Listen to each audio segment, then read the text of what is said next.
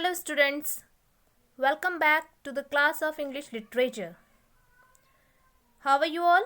I wish all will be fine. Good then. So students, still we have completed our 2 poems. Now today we will study poem number 3. But as we know that we are having test paper on behalf of chapter 1. So this is your test paper you have to solve by yourself. Read the extract. First question is read the extract given below and answer the question that follow. What does he plant who plants a tree? You can read the stanza by yourself. On behalf of that you are having questions. All questions carry marks with it. Next, so 3, 4, 5. 5 questions are here on the behalf of extract. Then pick out some figure of speed. Now question number 2. How does one can plant cool shade and tender rain? This answer you have to attempt by yourself on behalf of complete poem. And next one also explain the joy that unborn eyes shall see. This one also you have to do. Total 20 marks are there. Then you have to attempt by yourself. Don't cheat. It will be good for you if you will do on behalf of your understanding. If you will cheat, then it will not good for you. In this way you will destroy yourself. So student, to be honest, attempt this test paper in your copy, notebook, whatever you prepared, which you prepared for the English. So now let's start. Chapter number 3, The Bengal Sailor by Sarojini Naidu. Very interesting poem it is.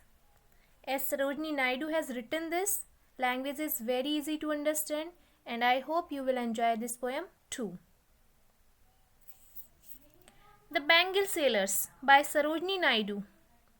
So about the poem. Her poems are focused on Indian setting and this poem makes no exception. Same it is. Means again it is going to focus on Indian settings. In the poem, the Bengal sailors are at the temple fair and they shout out the people passing by to have a look at their bangles. They urge, they request them to buy bangles for their daughters and wives. So students, let's start our first paragraph of this poem. Bengal sailors are we who bear our shining loads to the temple fair. Who will buy these delicate bright, rainbow-tinted circle of light, lustrous token of radiant lives for happy daughters and happy wives? In the first stanza, make it clear that a group of Bengal sailors are on their way to a temple fair so that they could make some money by selling bangles. Bengal sailors are we who bear. Who are Bengal sailors? Who sells bangles? Bear means to say carry. They are carrying their loads. Who bear the load are shining loads to the temple fair. Where they are going to take their loads? Shining loads to the temple fair. Why they are going to call it shining loads? Because it is of different and shining colors bangles. Load, till then they are not selling them. It is a load because they want to sell their bangles and earn some money. That's why they are calling it a shining load. Who will buy these delicate bright? To which they are calling delicate and bright? Bangles. Who will buy? He was telling about that. Rainbow tinted circles of light, lustrous tokens of radiant lives for happy daughters and happy wives. So rainbow tinted circles, it means rainbow is having 7 colors, different colors of bangles they are. Luster tokens means to say symbol of bright sign, it means to say symbol of brightness. And radiant lives, it is given here radiant lives and luster tokens. So radiant lives means to say happy and prosperous life. So what the poet want to tell? The poem is about a bangle sailors talking about the various kind of bangles he carries with him and about the women that buy them. The poem describes the everyday life of bangle sailors as well. The speaker of the poem is one such bangle sailor, and in the first two lines he describes what it is like to carry precious shiny loads of bangles to the temple, fairs and other such places where women can buy them. The third line is telling to a bangle sailor's cry for the sale of his bangles. He calls out to women who might buy these bangles. He thinks these bangles are the tokens of happy lives, sign of happy lives and happy marriage for happy daughters and happy wives. The wives who wear bangles express their happiness and contentment in their marital life. The daughters who expect to be married soon wear bangles to express their happy lives. I hope student first stanza is clear to all. Now second stanza. Some are like fields of sunlit corn. Some are meat for a maiden's wrist, silver and blue as the mountain mist. Some are flushed like the birds that dream on the tranquil brow of a woodland stream. Some are aglow with the bloom that cleaves to the limpid glory of newborn leaves. Here, what the poet want to tell us? First of all, we will come to know the meaning of some words as meat. Here the meaning of meat is going to be taken as a suitable. It means which colors are suitable for the maiden's wrist. Maidens means to say unmarried girl. Some are suitable for a maiden's wrist. It means some are only for the maiden's wrist. The bangle seller says that they carry different kinds of bangle, each catering to different types of women with different needs and preferences. He says that some are blue and silver like the mist in the mountain. So silver and blue, a misty as mountain mist, they are meant for the virgin girl who has countless longings for her married life. He says that some are blue and silver like the mist in the mountains, which are fit for a maiden's wrist, those who are thinking about their marriage. Some bangles are off, some are flushed like the birds that dream. These are only for unmarried girls. On the tranquil brow of a woodland stream, some are aglow with the blooms that cleaves. Here flushed. Flushed word is going to be used. Some are flushed like the birds that dream. Flushed means to say dark red. He says that some bangles are of reddish hue like the flushed birds found along a stream. Stream means to say woodland, stream means to say river. We can find these pink color flowers there. Forest stream. Some of these bangles are shining green, whose freshness is close to the vivid beauty of the newborn tender leaves. As the newborn leaves are looking very beautiful, in this way this green color was. So he is going to tell some of the bangles glow like newborn leaves owing to the dew and water from the stream. These all are representative of a young girl in her prime. All these kinds of bangles are suitable for unmarried girls. Their colors expresses their tender longings. I hope student this stanza also clear to you. So come to the next stanza now. Next stanza is some are like field of sunlit corn, meet for a bride on her bridal morn. Some like the flame of her marriage fire, or rich with the hue of her heart's desire, tinkling luminous, tender and clear, like her bridal laughter and bridal tear. Some are like fields of sunlight corn. It means some bangles are of the color yellow like the sunlit corn fields. Sunlit corn fields to corn shining in the sun, referring to the corn colored bangles shining yellow. Meet for a bride on her Bridemon, the morning on which a girl is to become a bride. They represent the happiness of a bride to be on the morning of her wedding. On the morning of her wedding, usually she wears. Some like the flame of her marriage fire. Flame, it means flame of her marriage fire, referring to the fire-colored bangles expressive of the passion in the heart of the bride. It means to say that there are bangles which are flame-colored, red, orange, symbolic of a bride's passion and desire, especially on her wedding night. Next is twinkling, luminous, tender and clear, like her bridal laughter and bridal tear. These bangles are luminous, means clear. Tinkling, creating a ringing sound. The use of onomatopoeia is here. This is a figures of speech.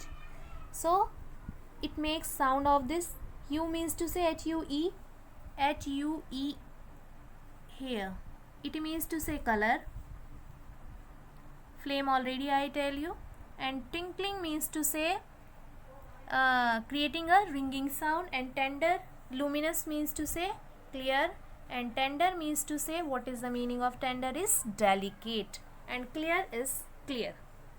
The tinkling sound they make remind one of the sounds of a new bride's laughter. These bangles are luminous and transparent but also tender. Tender means to say delicate, because when a bridal is going to in-laws house, that time she is a delicate dear. So many thinking she is having in her mind, etc. The tinkling sound they make reminds one of the sound of a new bride's laughter and the clear, tender finish of the bangles bespeak her tears as she leaves her childhood home for her husband's. This time bridal tears are coming out when she is going to leave her house to go to her husband's house. On that day, usually you see that mostly brides wear red dress, red bangles, because red is the symbol of we can say a prosperous life. It is a wishes, good wishes, etc. I hope this stanza also clear to you. Now the last stanza, students. Some are purple and gold flecked grey, for she who has journeyed through life midway, whose hands have cherished, whose love has blessed, and cradled fair sons on her faithful breast, and serves her household in a fruitful pride, and worship the gods at her husband's side. Now different shades are going to be taken here. Which are those? Some are purple and gold flecked grey. Understood? Gold flecked grey means to say gold covered grey colored bangles meant for housewives or mothers, because now they are in the middle age, we can say that 45 plus. Okay, then for them poetess are going to be use the color, which one? Purple and gold flecked grey. So last stanza focus on the life of a woman after she married. The bangles for these women are purple with gold and grey flecks, as it is going to be told here. The fourth stanza describe the bangles mean for housewives or mother who have given birth to their children. For she who has journeyed through life midway. Now they are in the midway of her life of this journey after marriage. Whose hands have cherished, whose love has blessed. Cherished means to say enjoyed. Blessed means to say blessed. They enjoyed her life. They blessed. They are having kids, children, husband. Now all the responsibilities they have near about completed. That's why they are happy. They are in the midway of her enjoyed life. Whose hands have cherished, whose love has blessed, and cradled fair sons on her faithful breast. It means to say cradled, reared.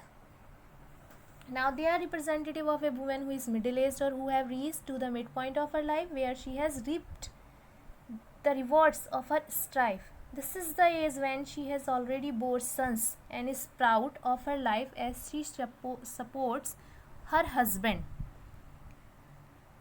be it in life or when worshipping the household gods. It means to say usually whenever the worship is going on in their family, as we are having katha and havan etc etc, so usually what you will see, worship the gods at her husband's side. These this age of woman will sit beside her husband. It means now they have completed all her responsibilities, who has proudly served her family and has the honor of sitting by her husband's side at religious ceremonies, because they have fulfilled all her duties. That's why now they are at the end of the enjoying the life. I hope students this poem is clear. So students, all the stanzas are over. Now at last the entire poem, I want to tell you about this. The entire poem is a tribute to Indian women and their beauty and grace. It is a celebration of their femininity of female form. It threads various stages of a woman's life. It means how many stages a woman is having in her life.